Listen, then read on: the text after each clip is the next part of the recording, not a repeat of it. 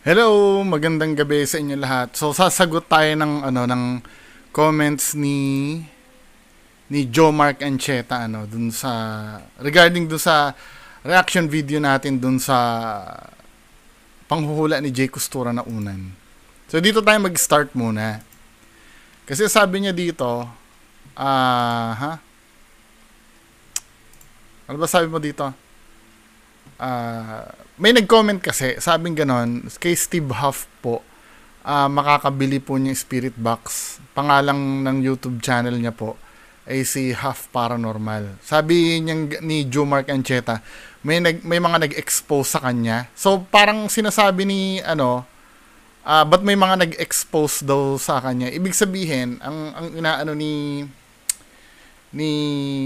Joe Mark Ancheta, ba't mo paniniwalaan yung Spirit Box? Yung nagbebenta nun ay in-expose.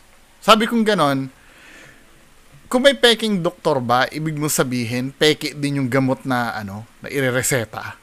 Or yung gamot na ibebenta ng doktor, peke na rin ba yun? Automatic? Pag peke yung doktor, automatic peke na rin ba yung gamot na ibebenta? Pwedeng maaari, peke yung doktor, pero totoo yung gamot. 'Di ba? Kasi yung mga peking doktor kahit paano may knowledge din naman yun eh. 'Di ba? Ito sinabi niya, may nag-expose kasi doon sa nagbebenta ng Spirit Box.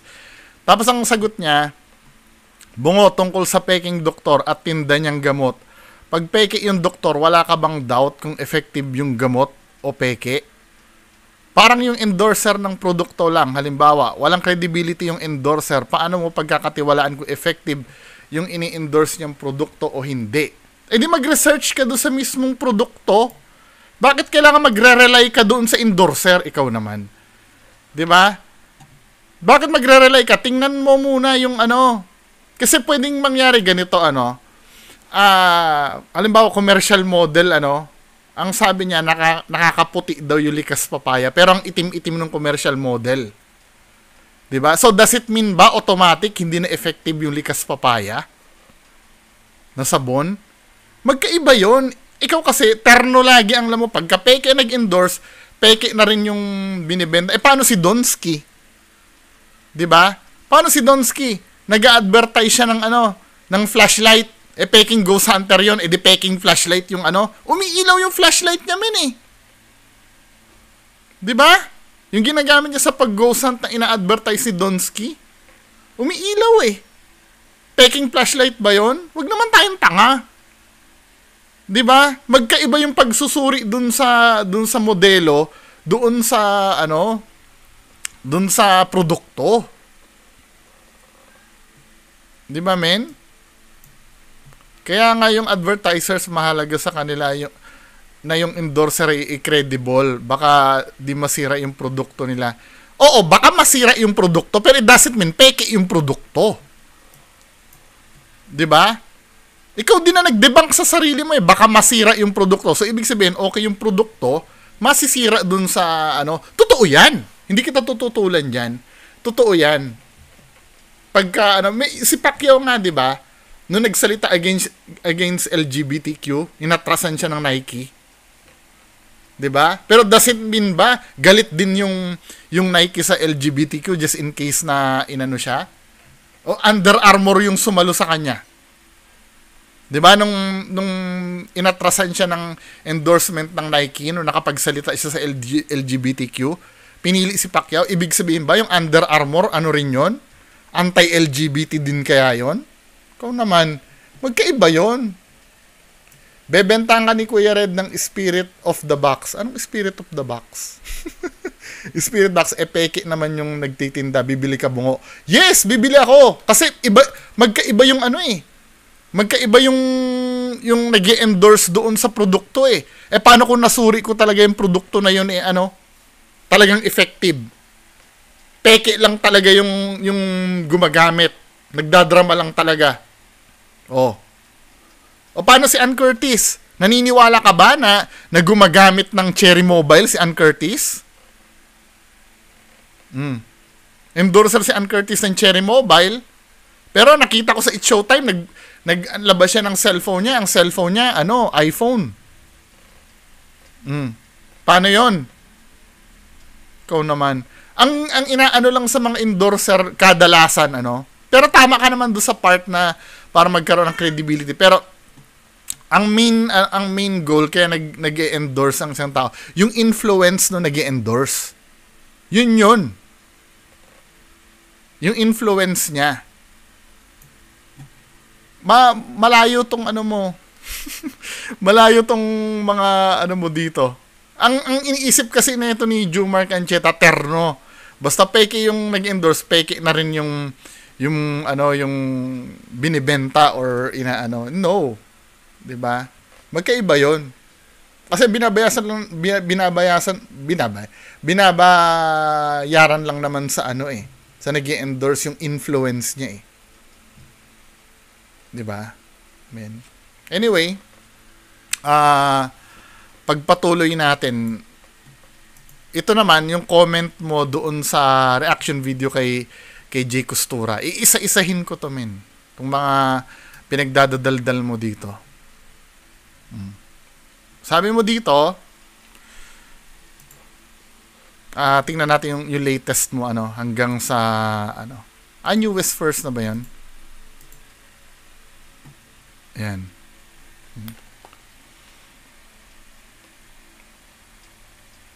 Mali ka sa part na yung bad luck card ay pwedeng nagpakamatay at hindi pinatay.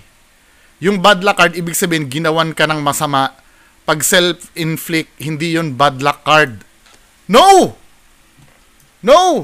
Bakit yung bakit yung paghati? Nabunot din naman ng Ace of Spades doon, nagpakamatay yung bata 'Di ba? Sinabi ni Jay Costura, panoorin mo yung paghati. Tamo, liko-liko yung mo. Based sa interpretation na lang yun.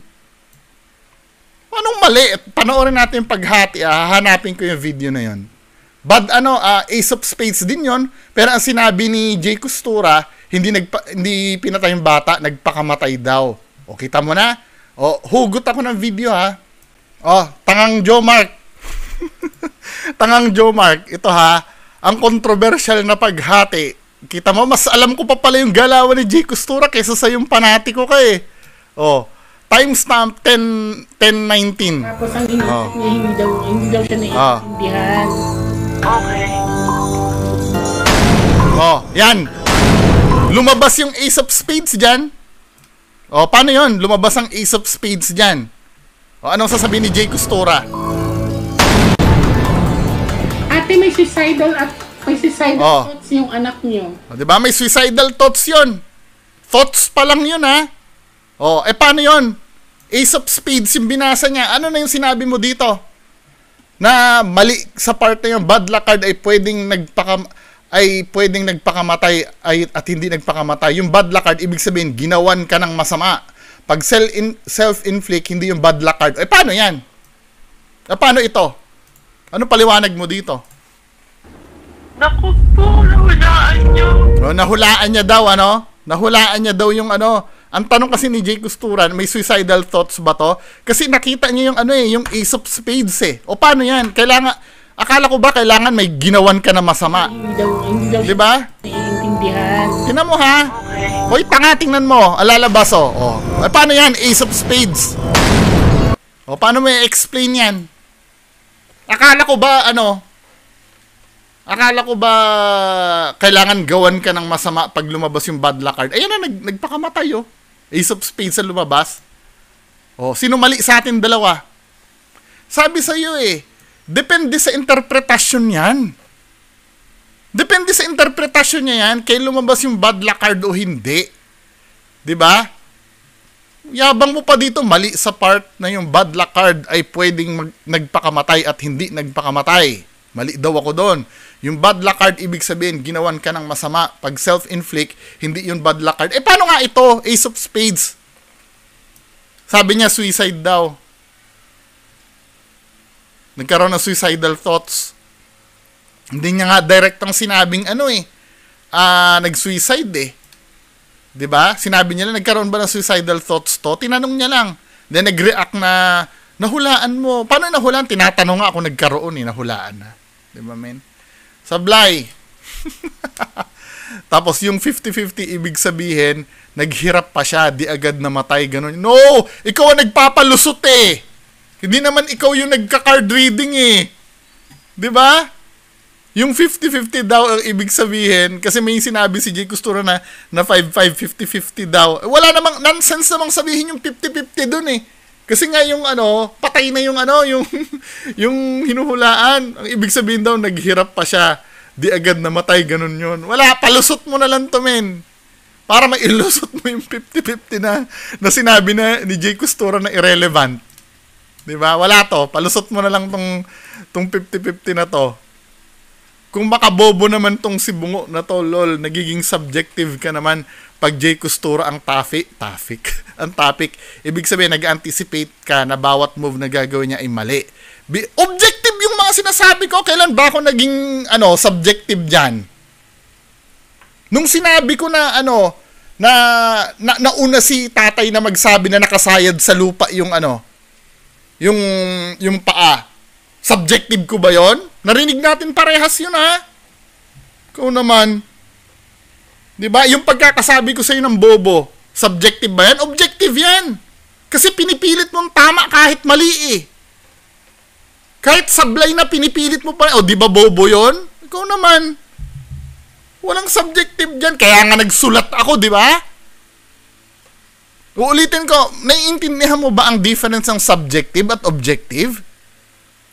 Pag subjective, ayon lang sa akin yun. Nagsusulat ako eh. Pagdating kay Jay Costura, daw ako, subjective? No! Diba? Nagsusulat nga ako eh. Tinatanong nga kita, paano yun? Sabi niya daw, nag-match daw. Wala naman siya sinasabi ko ano yung nag-match doon sa baraha niya. Huwag ganoon! Diba?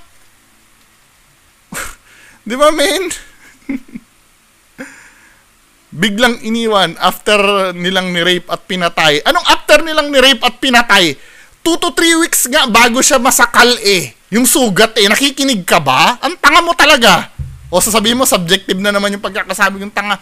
Sinabi nga sa autopsy, bago pa mangyari yung yung pagbigti. 'Di ba? Nasa autopsy, 2 to 3 weeks daw na naghilom na yung laceration. 'Di ba? Kasi nag-heal na eh yung laceration eh, yung punit sa ari ng bata eh. Ba't mo sasabihin na na after nilang ni-rape at pinatay daw, biglang iniwan after hindi pwede 'yon. Nangyari nga yung nangyari yung panggagalaw. Nakalagay naman doon 2 to 3 weeks eh. Bago siya nagbigti eh. 'Di ba, men? Huwag mo ipalusot. After nilang ni-rape at pinatay saka daw iniwan. Diyos ko, di naman sinabing gano'n eh. Naggagawa-gawaan ka naman eh. O sabi niya gano'n, hindi ka naman nag-o-observe, Bungo eh. Tapos yung isang queen, yung nagpapareading yon, Queen of Hearts. No! Ulitin nga natin. Yung isang queen daw, hindi yun ang queen na isa doon, binunot niya, hindi niya nga binigyan ng interpretasyon yun eh. O tingnan nga natin.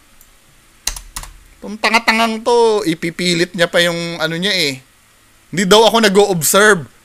Yung isang queen daw, Diyos ko, ano ba naman ang nangyayari sa mundo natin? Pasalamat ka, binibigyan ko ng ng importansya yung mo dahil hindi. Kaya ako naman binibigyan ng importansya tong mga comment ng ng mga nagsusuri. Kino-consider ko si Joe Mark na nagsusuri eh. 'Di ba? Para malaman natin yung totoo. Baka malay mo nga naman may point siya. Pero dito wala kang point. Tingnan mo ha, ang sinasabi dito, saan ba dito yung yung pag-draw ng baraha na may Pare-pareha. Amo ha? Anong si kuyang si ating nagbunot yon? Yung Queen of Hearts na tinutukoy mo, ayan o, di ba? Ito na ba yon? Nakapasok yata ito sa bahay niyo, kuya. Hindi pala yan, yung sa pangatlong draw ng baraha. Ay tama. Di ba? Dito tayo sa pangatlong draw ng baraha. Ayan o, tingnan mo. Ito yung pinagbabasihan ko. O. Di ba? Nandiyan na rin yun, nabunot niya yan eh. Yang ganyan eh, bakit hindi niya ni-reading tong isang queen? Ang sinasabi mo kaninang si ate yon, ito yon yung una. Yan o, ito yan. Ayan o, nakita mo, dalawang queen, di ba? Ba't inignore niya tong dalawang queen? Di ba? Ang pinansin niya lang, yung dalawang tao dyan, yung jack at king. Pero itong queen, inignore niya na to. Kasi meaningless to eh. Yung sinasabi mo na si ate yon, ito yon. Aura reading ang tawag dyan. O, ikaw pala hindi nakakaano eh. Hindi nakakaintindi ng ginagawa ni Jay Costura eh. Ito yan oh. Tapos na yan. Di ba? Tapos na yan.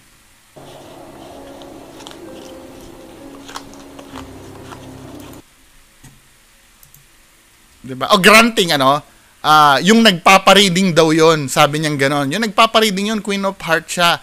Akala ko ba nagno-note ka? O granting, bakit hindi niya binasa doon na nandoon yung nagpapareading? Bakit ikaw nagbibigay ng interpretasyon? Di ba? Kaya nga hindi ko na-note dahil hindi pinansin ni Jay Costura eh.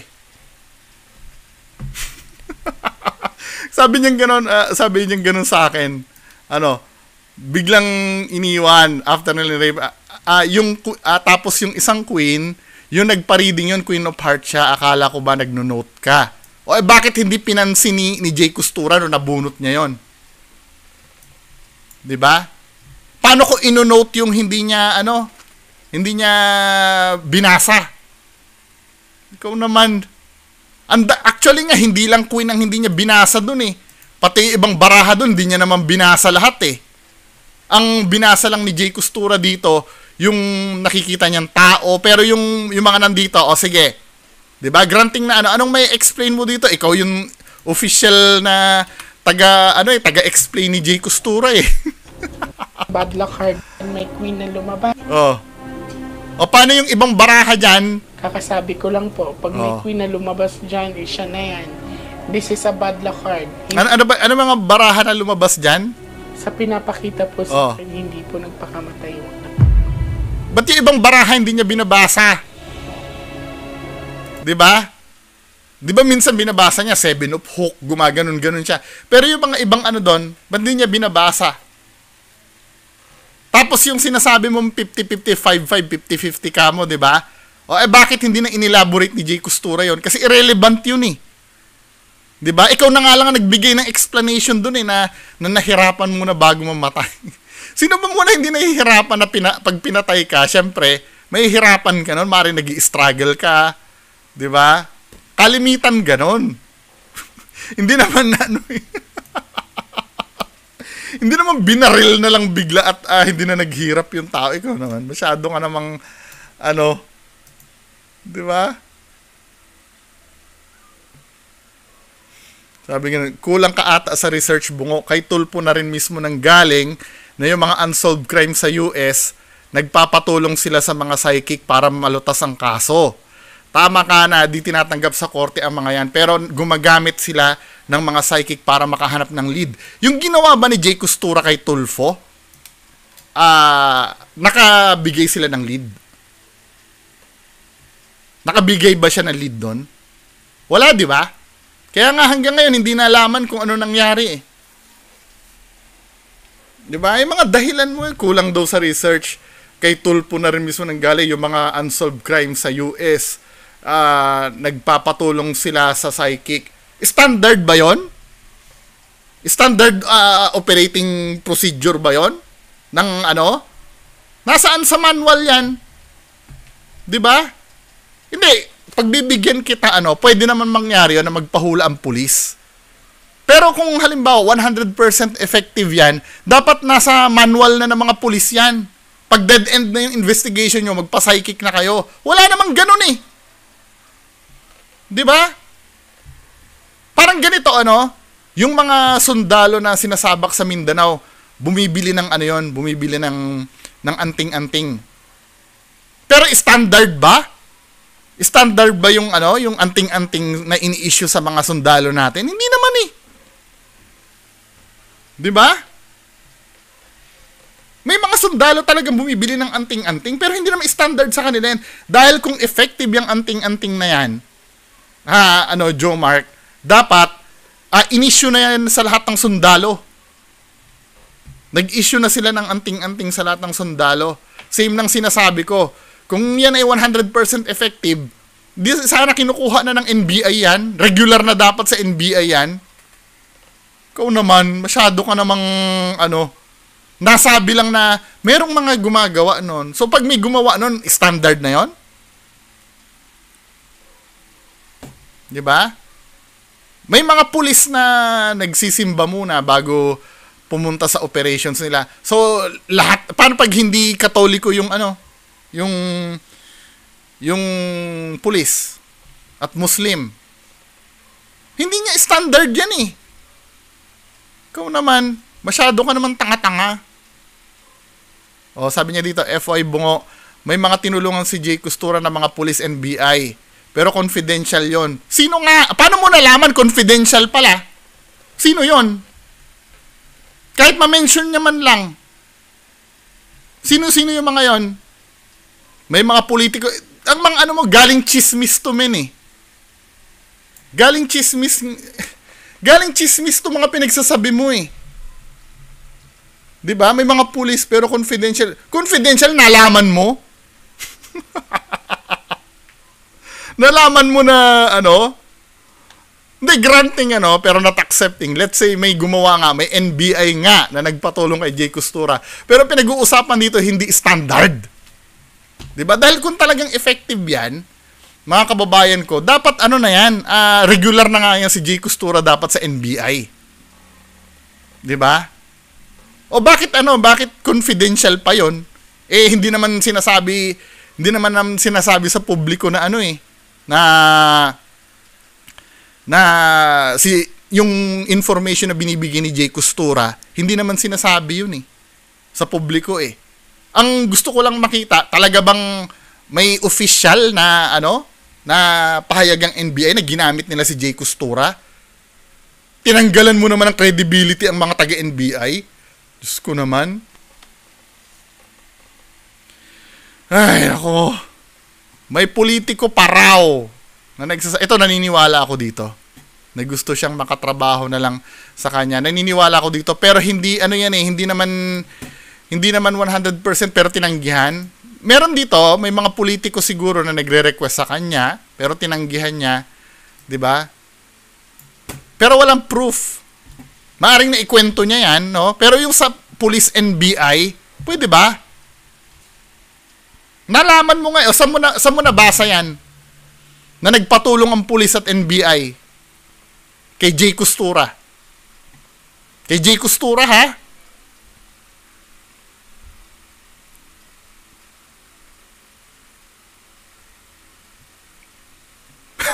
Sabi ganon. As expected, you weren't able to debunk the pagtawid. Feeling disappointed and unsatisfied. I give you 5 out of 10 for the effort. Wala, na-debunk ko yun. Diba? Na-debunk ko yung pagtawid, ayaw mo lang tanggapin. Diba? Puro suggestion yung sinasabi ni Jay Costura Puro suggestion Unang-una, sablay na yung pagtawid agad. Alam mo kung bakit? Ang nakita nung tatay sa pagtawid, sinakal. Diba? Wala namang nakalagay sa autopsy na strangulation mark Ang sinabi nga daw sa autopsy, yung hanging, death by hanging, na na rule as suicide nga ayon sa autopsy. Tapos ang sinasabi mo dito, Diyos mio, sumasakit ang ulo ko. Yung autopsy, hindi naman 100% na mapoprove daw kung tanga! Mga forensics, mga forensics nga gumagawa niyan. So, ibig mo sabihin, yung mga forensics, mas reliable, mas si Jay Costura sa mga forensics, kila Dr. Raquel Porton? Ha? Tingnan nga natin kung yung autopsy na-admit sa court. Wait lang Search natin. Basa. 'Di ba? Nakalagay dito, an autopsy is the best evidence possible to establish. Best evidence pa lang autopsy. To establish the cause of death in all cases when it comes documenting factual evidence possible thereof, expert forensic one and without replaceable as evidence that argued the cause of death person, whatever. Ina-admit pala sa court pero hindi siya tatanggapin. Dapat magte-testify din yung nag-conduct. Nun sa ano, hindi siya tatanggapin. If the report is testimonial lang, 'di ba? It cannot be admitted into evidence unless mag-testify yung expert na nag-conduct ng autopsy. 'Di ba, men? Ano na naman tong pagkakalat na ginawa mo na hindi naman 100% mapuprove na nagpakamatay o pinatay? 'Di ba? Eh di kung hindi ganon, anong feeling mo sa pag-autopsy, lie detector? Siyempre, magaling din yung pumatay, kaya di siya nagiiwan ng bakas. Ililihis yung investigators. Marami nga na booking dahil nga sa ano sa pag-autopsy May pinapalabas, inatake daw sa puso ng inautopsy, yung pala, nilason. 'Di ba?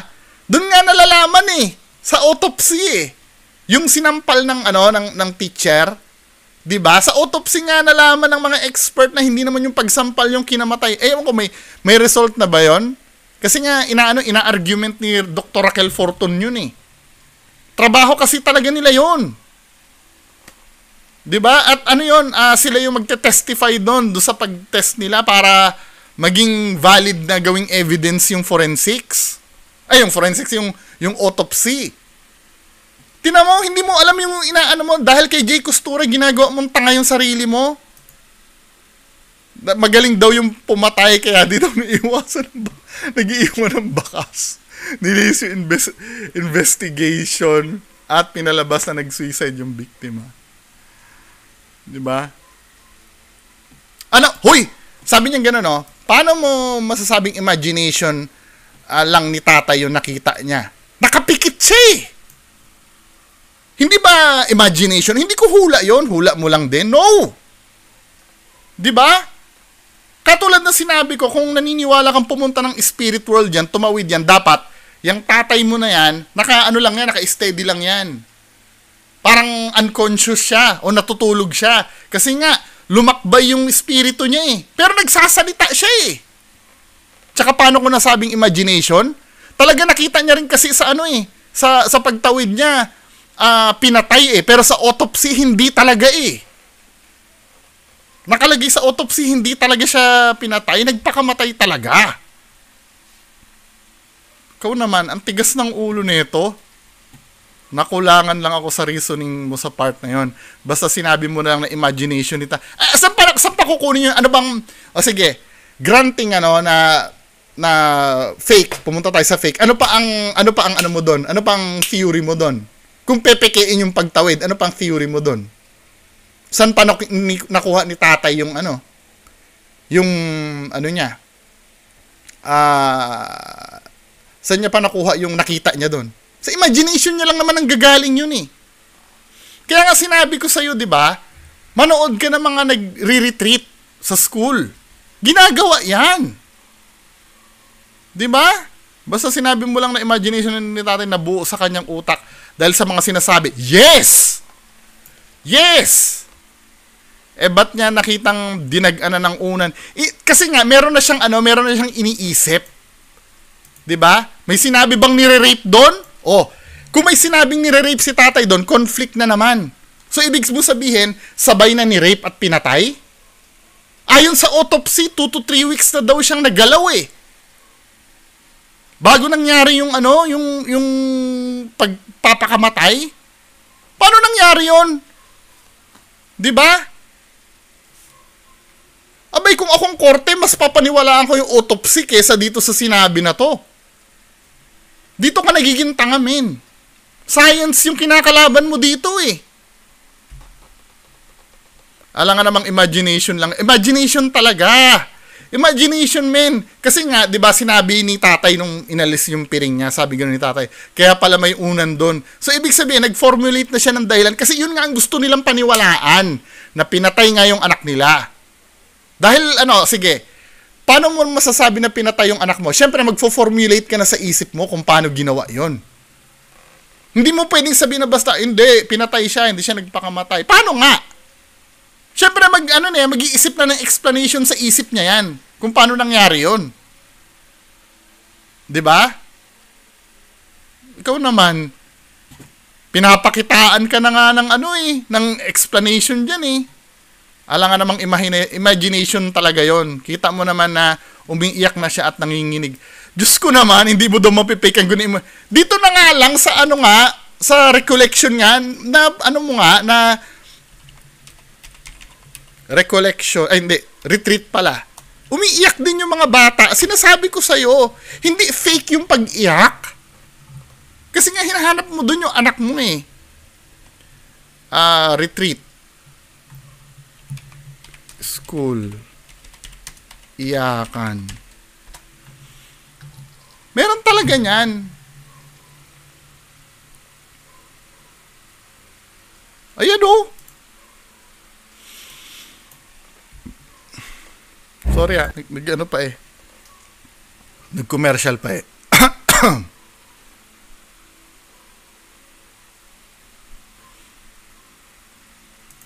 Ayan o, sa retreat house. Nangyayari yan.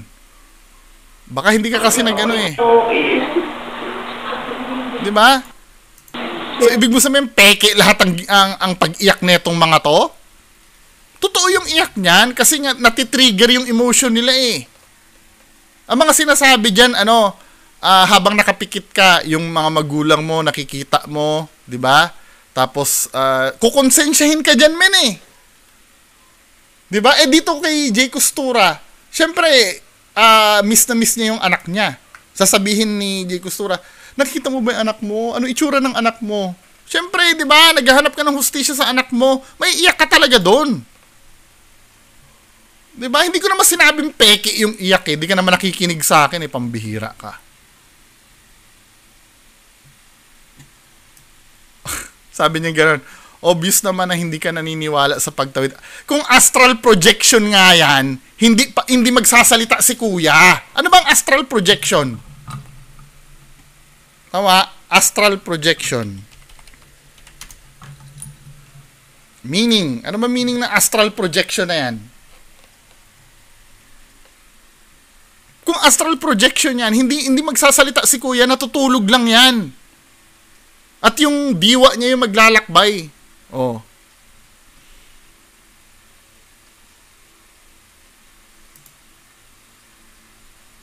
What is it called when you leave your body when you sleep? 'Di ba? Astral projection. Tulog ka niyan. Ayan oh. Ano ba? Tulog ba si kuya nung nangyayari yon? Umiiyak nga siya eh. Naririnig niya nga yung sinasabi ni Jay Costura eh.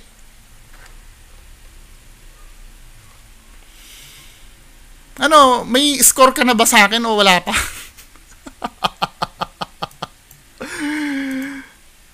Ay, Diyos ko.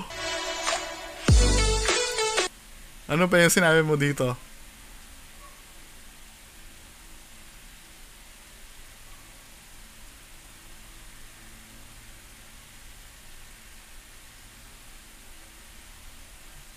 Ito, may bago yata siyang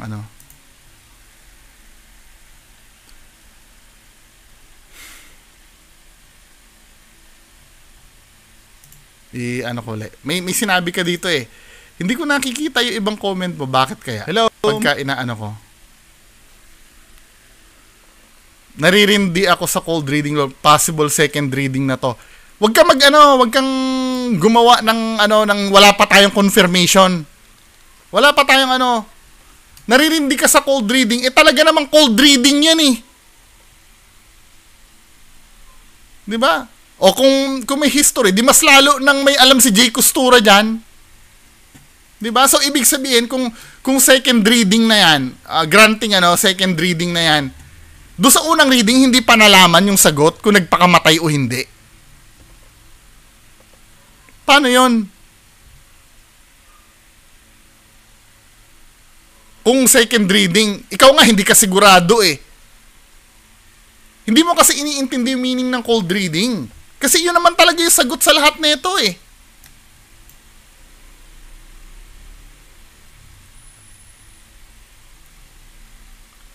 Usually, pag may tumawid na, possible na second reading na to. Hindi kasi basta-basta ang pagtawid. Dapat yung tatawid walang sakit sa puso o hypertension, hindi yung nakainom at may mahabang tulog. Once kasi na itatawid ka, ma-open na yung sixth sense mo at di na maibabalik. Kaya yung tatawid dapat buo ang loob. Hindi siya second reading. Alam mo kung bakit? Kadadala lang nung damit eh. 'Di ba? At puro tanong eh. Nakita mo kung paano magtatatanong si Jay Costura nang hindi mo pinapansin? Yung pagtatanong ni Jay Costura, hindi mo pinapansin eh. Yung tanong ko sa'yo, kanino ba natin nalaman yung mga information? Kay Jay Costura ba o doon sa mga kamag-anak? Hindi mo rin sinagot yun eh. Nag-cherry pick ka eh. Samantalang ako, lahat na sinabi mo dito, sinasagot ko eh. May isi-share lang akong story. Yung father na taga California, namatay last 2022 dahil sa COVID. Di pa nila binalita agad sa Pinas. Pero yung anak nung namatay, nakita niya yung father niya sa bintana. Siyempre, may pangamba na yung anak na baka may masamang nangyari sa tatay niya. Hanggang sa binalita na nga sa kanila napatay na yung father niya. Biglaan yung pagkamatay dahil sa COVID. Imagine mo kung gaano kabilis mag-travel ang kaluluwa natin. California, Pinas ay 7 kilometers dito sa mundo. May mga bagay kasi na mahirap ipaliwanag. Hindi naman lahat na ipapaliwanag sa akin. Anong connection nito kay Jay Costura?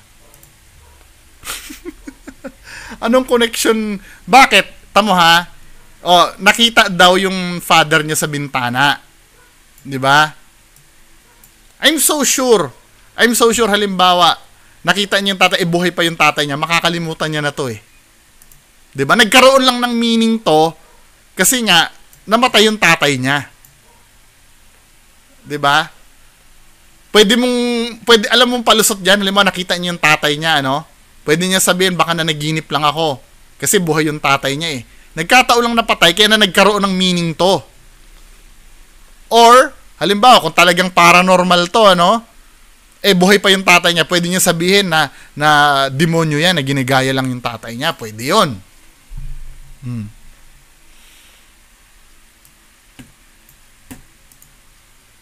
Tsaka ito, malayo na tong sinabi mo na, wala nang connecto. Diba? O ano pa yung sinabi mo dito? Wala na? 14 minutes ago na to eh.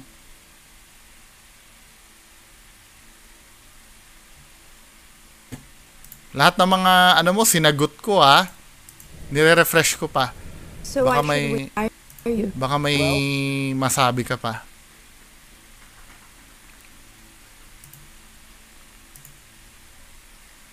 Wala na. O tingnan natin sa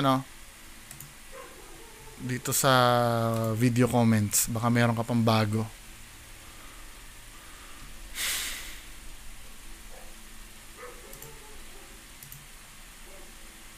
Wala na.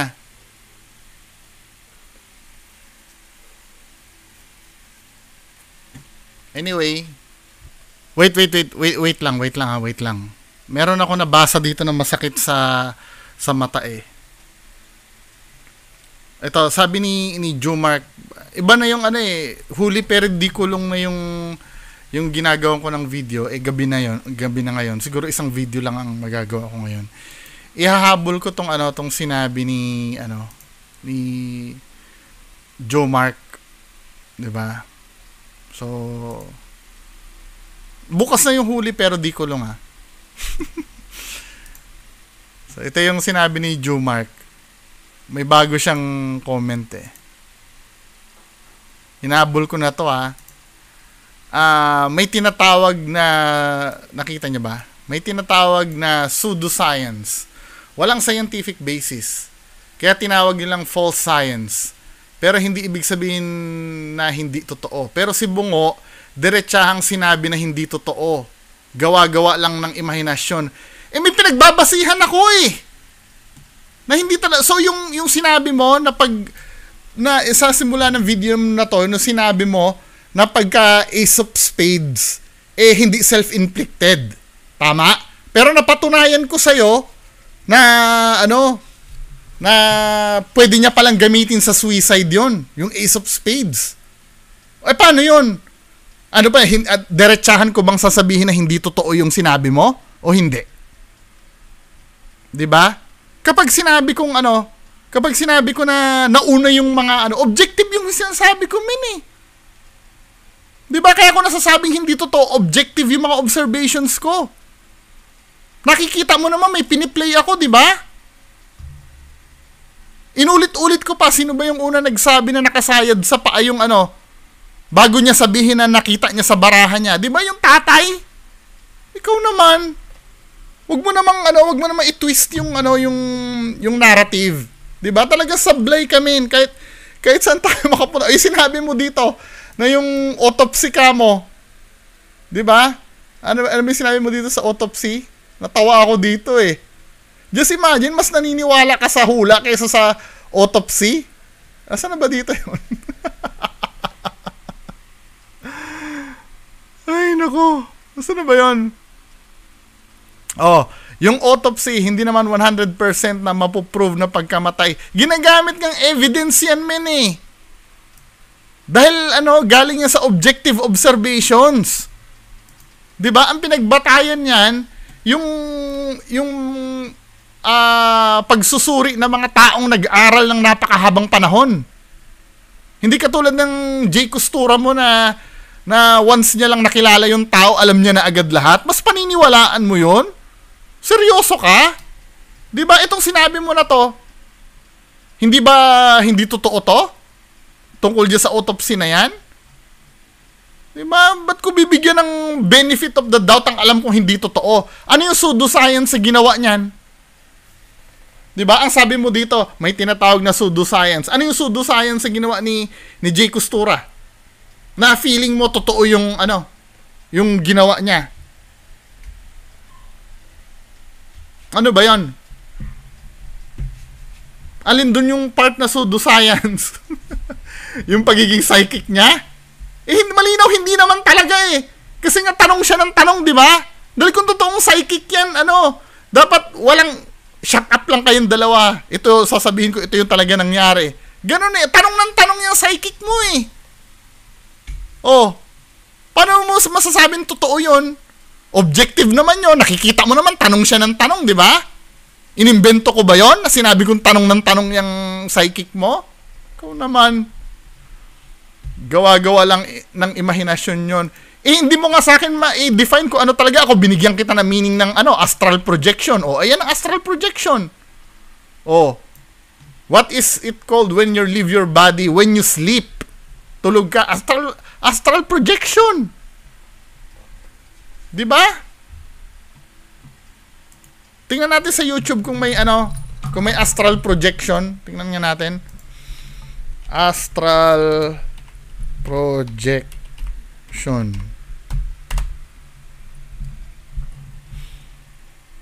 Ayan nga itsura ng mga nag-astral projection eh, mga tulog. Yes, you can leave your body and experience higher dimensions. Here's how. To start, prop your head up on a pillow and lay down with your arms and legs spread apart. You don't want anything touching. Ganyan ang astral projection, men eh. Paano naging astral projection yung yung ginagawa ng pagtawid mo? Ako may pinagbabatayan ako. Ilan ang gumagawa niyan sa sa YouTube. Ito nga quiet lang to eh, Kahit nga parody lang yan eh.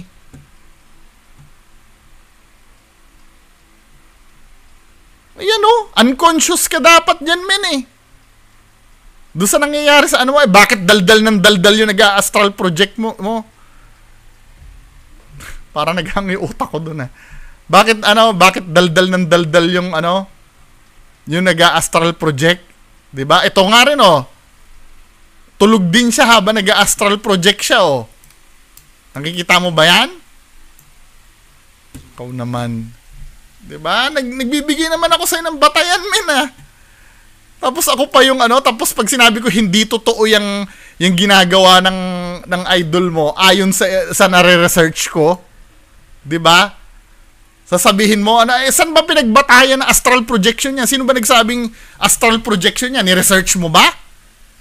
Na ganyan talaga ang astral projection? Ikaw naman. 'Di ba? Pero nakalagay sa Bible yung life after death.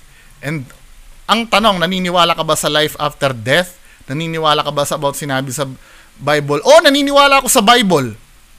Hindi! Ito ha, ikaw naniniwala ka sa ano? Sinabi ko ba na hindi ako naniniwala sa ganyan? Kapag sinabi kong peke ang ginagawa ni Jay Costura, sinabi ko ba peke na lahat ng psychic sa buong mundo? Mali ka dyan, kapatid. Mali ka dyan, kapatid. So, ibig sabihin, kapag pinresenta mo sa akin yung alahas mo, at sinabi kong, oy, tong alahas mo na gold, peke ito, lahat ba ng alahas sa buong mundo, peking gold na? Hindi! Yung pinresent mo lang sa akin, yung nire-reakan ko lang. Ang mahirap sa'yo, gine-generalize mo eh. Pag dinibang ko yung si Jay Costura, lahat ng psychic, ibig mo sabihin, sinabi ko, peke na lahat yon. No! Si Jay Costura lang ang topic natin dito. Using your stupid logic ha. Nakalagay sa Bible daw. So ikaw naniniwala ka sa Bible? Tingnan natin ang sinasabi ng Bible sa mga manghuhula. Sino sa atin ngayon ng double standard? Tingnan natin ha, yung sinabi ng ng Bible sa mga manghuhula. Dahil lang ha, matagal pa yung Google ko eh. Ako may batayan ako. Ikaw may batayan ka ba sa mga sinasabi mo? May link ka bang binibigay kung saan ko ma-check yung mga pinagsasabi mo? Wala! Tingnan mo sabi sa Levitico 19:31. Huwag kayong sasangguni sa mga kumakausap sa mga espiritu, 'di ba? Na mga namatay o sa mga manghuhula, kayo'y ituturing na marumi kapag sumangguni kayo sa kanila. 'Di ba? Marumi ka pala pagka sumasangguni ka niya. Kanino ka maniniwala? Kanino ka maniniwala? Sino sa atin ang double standard ngayon? Hindi mo paniniwalaan yung nakasulat dito? Ikaw, masyado kang may puntos ka na ba o wala pa? So, sana nasagot ko lahat-lahat ha. Yun lang po. Maraming salamat. Bye-bye.